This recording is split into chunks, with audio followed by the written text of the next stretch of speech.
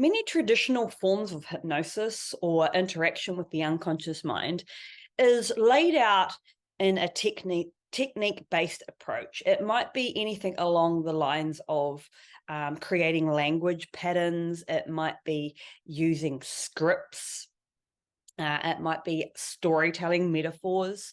And whilst all of these methods work great, they don't always work, because one of the fundamental principles that is missing is the principles required to get the unconscious mind's attention.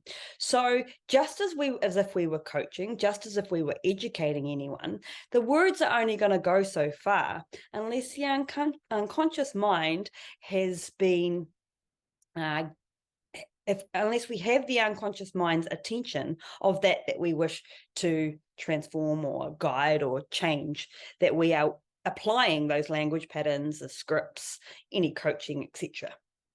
And so when we strip back any techniques, any modalities that are out there in the great wide world, in the industry of transformational change, then we get to the core basics of how to communicate with the unconscious mind.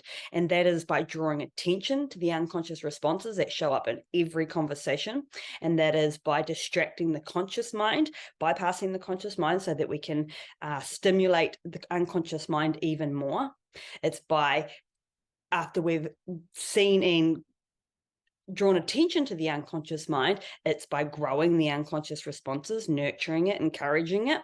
And then it is by, in order to create the change that we want with the unconscious mind, it's by guiding or utilizing those unconscious responses for the change. And that is effectively when we might want to add in any coaching, any guidance, any scripts, any language patterns, or any other great tools, modalities, skills, expertise that we have on board. But without that unconscious attention, then a lot of that will get lost. Will get, it won't be absorbed by the unconscious mind, which is where we want within our clients or the people that we are helping and guiding to create the greatest transformation.